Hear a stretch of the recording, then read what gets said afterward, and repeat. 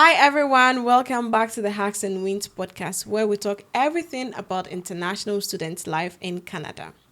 I am Ava and today we're talking about school application for undergrad students in Canada. I have two guests with me who are going to join me for the discussion today and I'll let them introduce themselves to us.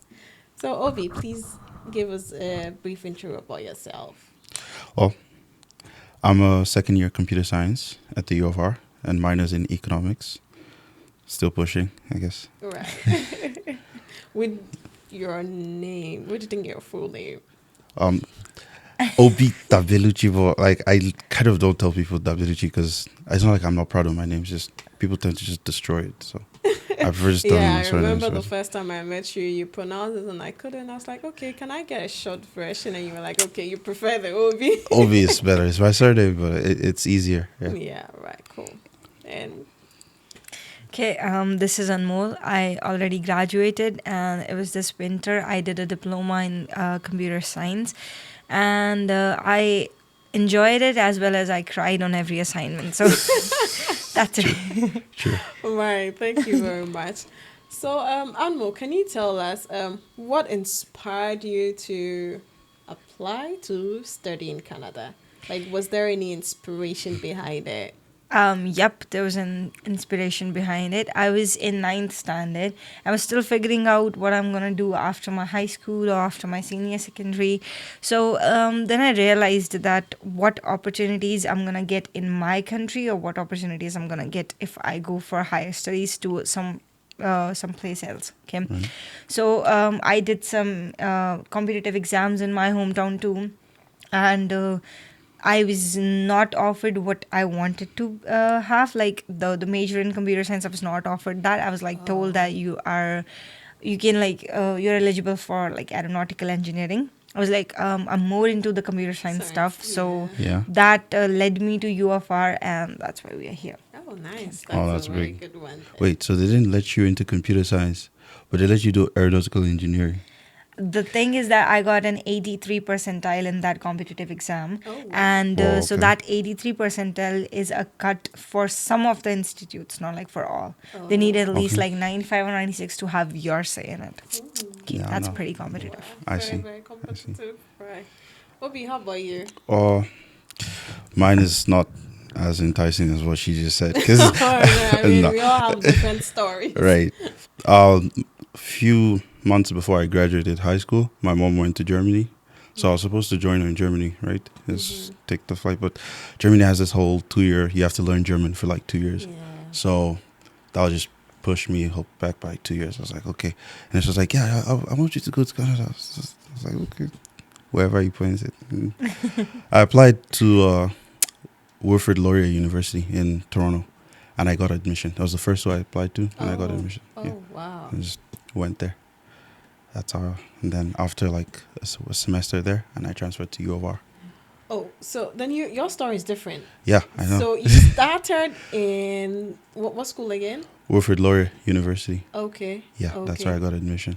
Okay. Any reason why you had to change to U of R? Because I mean, you're in U of R at University of Regina now. Yes, I'm currently in U of R. Yes, it's not really the best of reasons. I mean, the tuition difference is just crazy, right? So, Yeah. but like my mom was like, I'm not sure you can do this. I was like, okay, fine, no problem. Then we were now like thinking. I remember because when we were doing the transfer, this whole you have to. They were like, oh, you have to be registered in the fall and winter semester. And I came in the winter semester. I remember it was COVID because it's 2 years back, right? So I came in the fall actually, fall of 2021. That's when I came. And they were like, oh, you have to be registered now. You can't deregister. Yeah.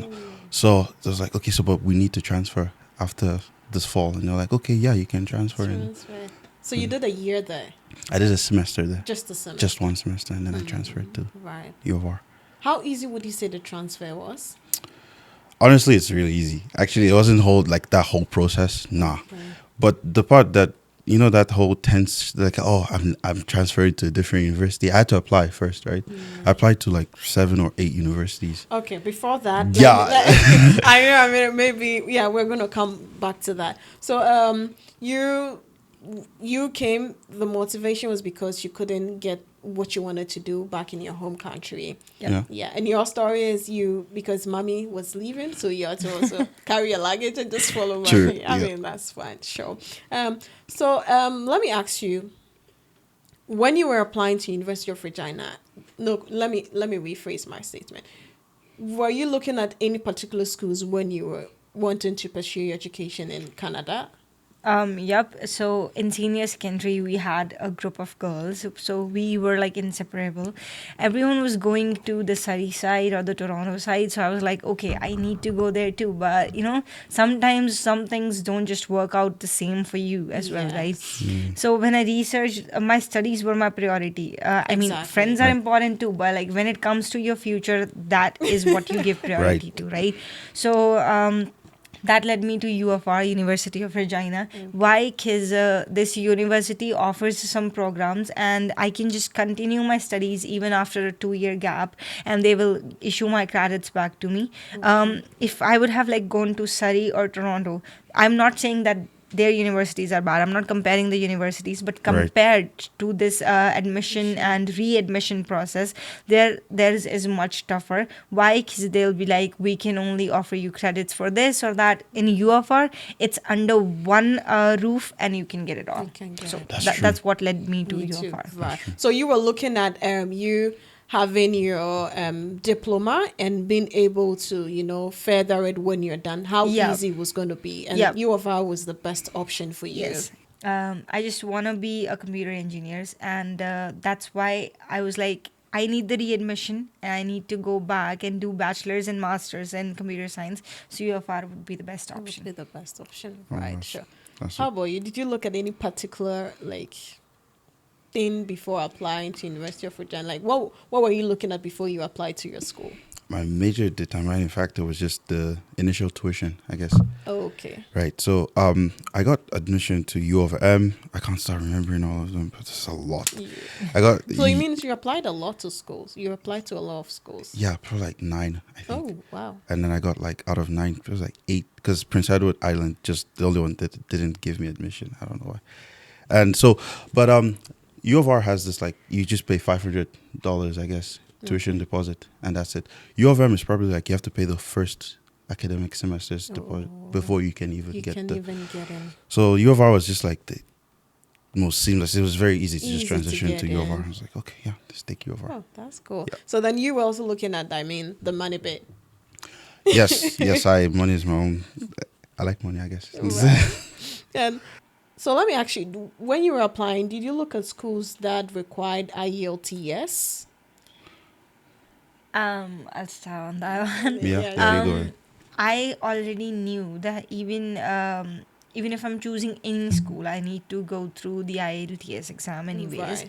Um, Because you're coming from India. Yeah, because I'm coming from India, and in India, the embassy asks you to take that exam. So that was not an option. I was not like looking at the Looking at- universities that don't like take that, because I was not gonna go into a college. I was sure about that. I was gonna take an admission in university only. So that was out of the picture that I don't give that exam. Simple, Wait, right. so like in India, is English your first language in India? No. No. Okay, so It's actually my third language. Right. How? Because our hometown language is Punjabi, then the national language is Hindi, and then the international language is It's English. English, right. there's a lot because back home, like we all speak English. We speak English. It's English is first our language. official language. I Right. mean, we have our local language, but the True. official language for communication is It's English. It- Yeah. So I was So for us, it was optional. yes, it was Yeah. optional. There are for- certain schools that would there are certain schools that would demand for IELTS, even Right. if you were from an English-speaking country. Oh yeah. So some people would look at that before applying because they don't want to write their exam.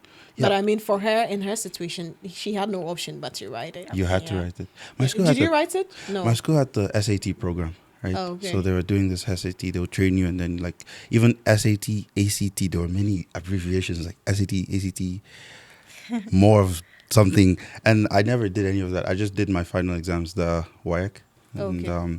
NECO.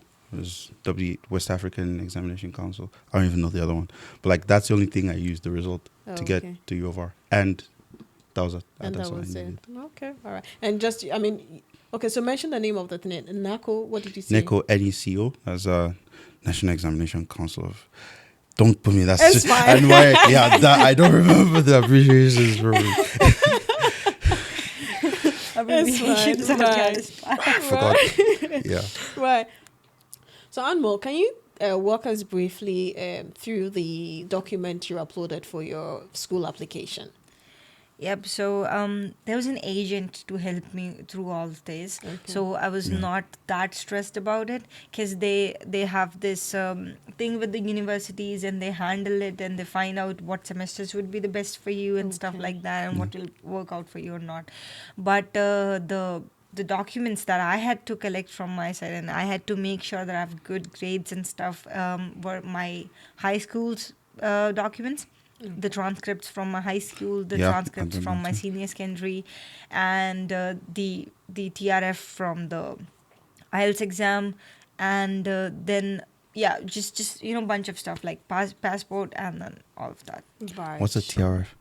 TRF is called the result form. It's the result form of IELTS exam. Right. Okay. So Yeah, you I give all these documents to the agents, then the agents will take it from there. Yep. So basically, your school, your high school certificate and what again?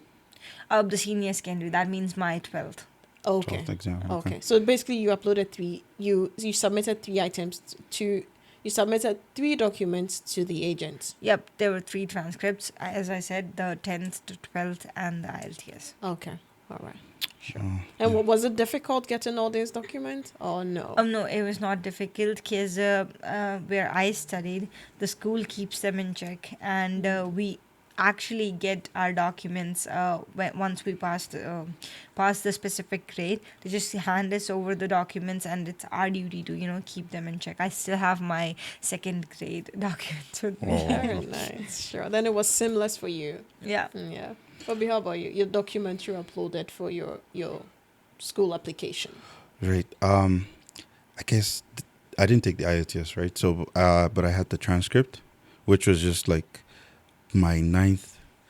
I'm going to use like for Nigerians. Yeah, I'm not trying to. SS1, SS2, and SS3. Right. Those 3 grades, they'll take a transcript for it, and then you make a I don't know how they made it, but like there's a transcript for it.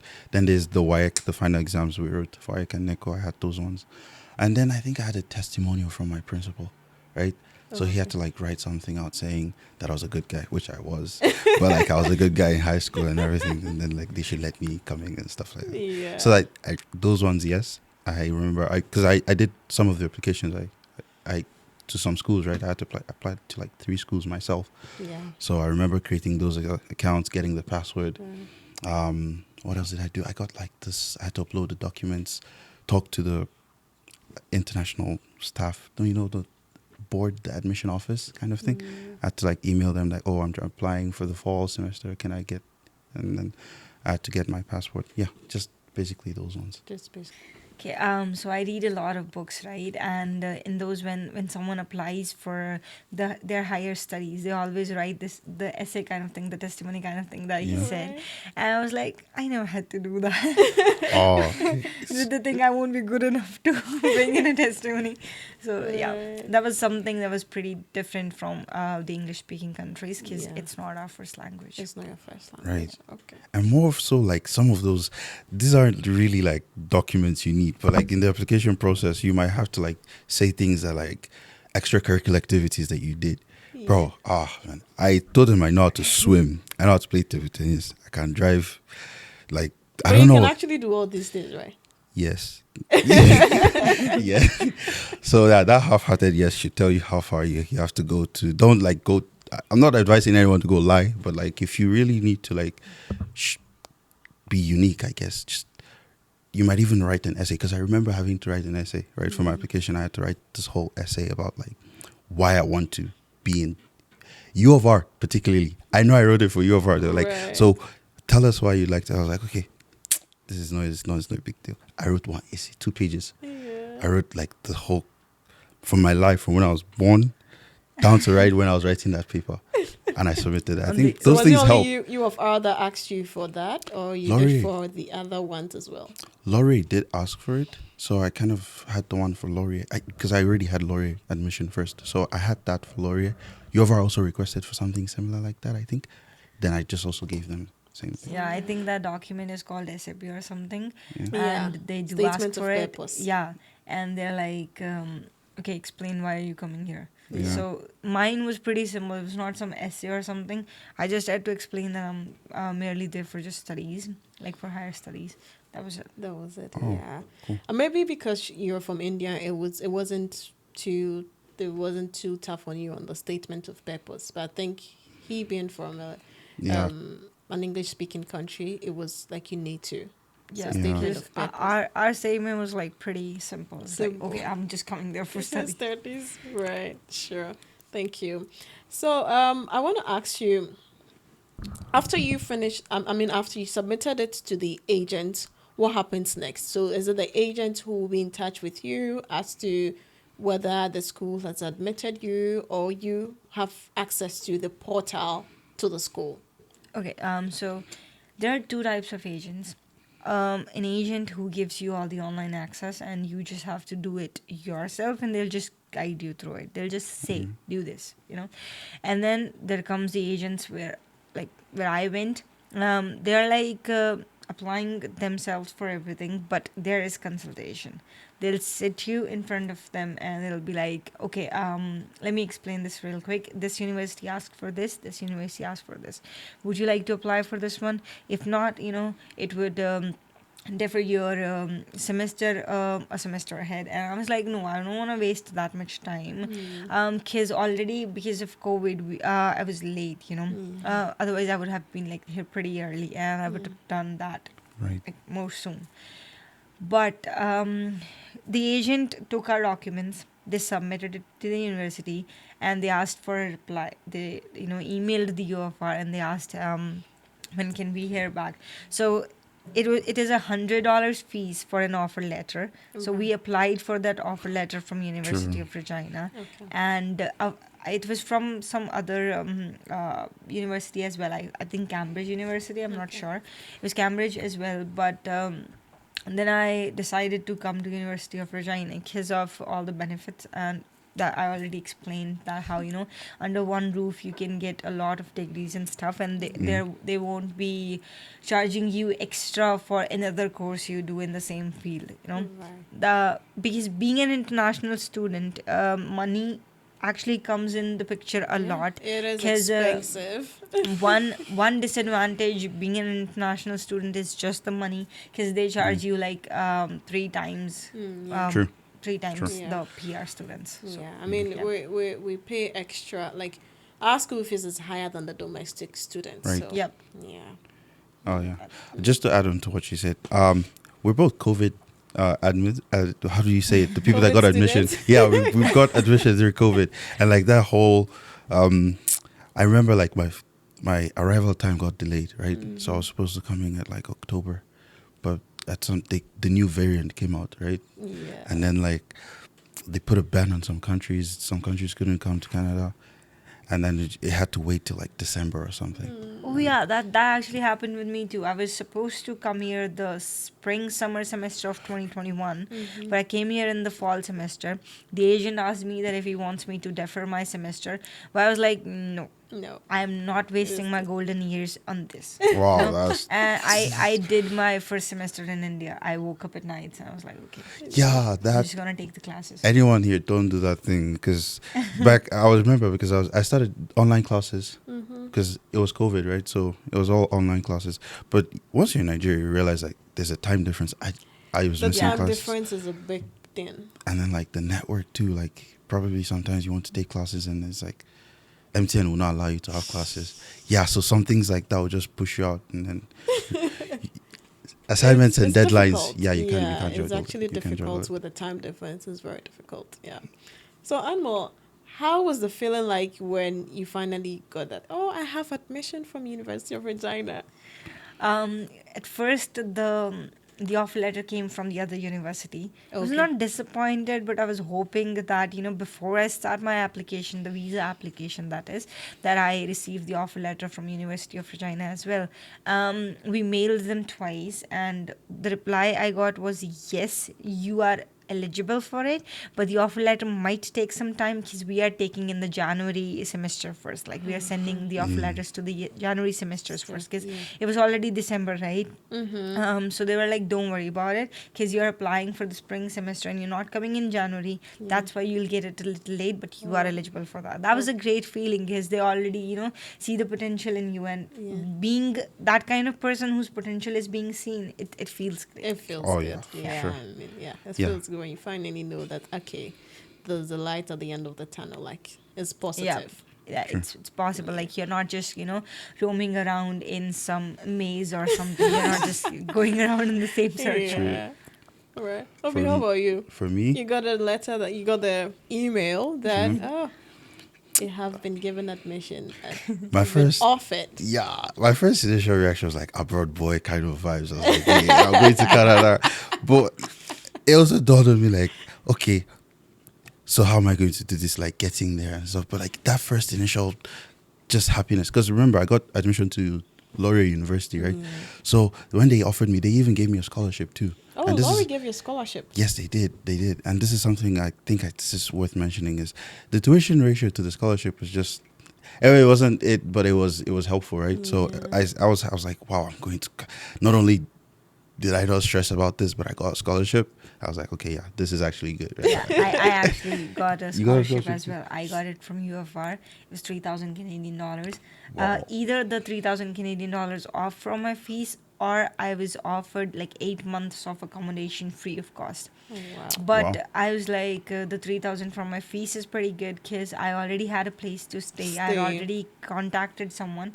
Mind you, I don't have any relatives over here. I was just like, A young on my Same, own. same. Yeah. Because I don't have any first blood people from here, like from my country over here. And I was like, okay, how am I gonna do that? So I talked to my agent. I was like, okay, can you like just give me a place to stay for 1 month so that I can go forward from there? He was like, because you are a minor, you'll have to quarantine. But there is this person in Regina whom I offered my services, and she can just take you from there, and you can like just stay there. So that was a help. Oh, wow. Yeah, That's that's good. actually you were lucky. I was also lucky too. I didn't pay a dime for like 3 months. I was with my family friends. Oh. Yeah, my mom apparently she has friends anywhere in the country. Like Nigerians, you know someone who knows someone who's in. So in Toronto, Toronto is really expensive too, right? So when I landed, my mom was like, "Oh, don't worry, your auntie will come and pick you up." I was like, "Okay," and straight down in the airport at night. It was really cold. This woman just pulls up. I need a picture. Oh my god! I was like, I don't know this person, but okay, yes, I what choice I have? And I spent like 3 months with her. It was really nice. Before I finished the semester and then I transferred to UofR. When I came here, I just stood on my feet. Since then, I've been like that for the last 2 years. Wow. Yeah. That Wow. part of my journey was pretty difficult, because when I landed here, I took 5 flights, mind you, because of that COVID thing. So because it was 5 flights, I was already tired. I was traveling for 3 days, and no one came to pick me up from airport. I booked an Uber myself. I went to the campus where I had to This quarantine is really myself. getting interesting. Yeah. I like that. That part is getting interesting. Why don't we save it for the other episode so that they know everything, point by Yeah, point? I agree Okay. with you. That's correct. Yeah. Stay tuned, guys. Yeah, stay tuned. So, guys, this is where we bring today's episode to an end. We spoke about school application for undergrad students, and I hope you've been able to learn something. Remember, we are not immigration experts. We're just sharing our personal experiences. So please remember to always check the RRCC website if you want more information. Also, you can let me know in the comment section the type of topics you would like us to be discussing on this podcast, and we will make sure we deliver it. You can also drop some questions that you would like us to answer on the podcast in the comment section. And please remember to subscribe so that you are notified anytime we post a new video. Thank you very much for watching, and we will see you in the next episode. It's bye for now. Bye. Right.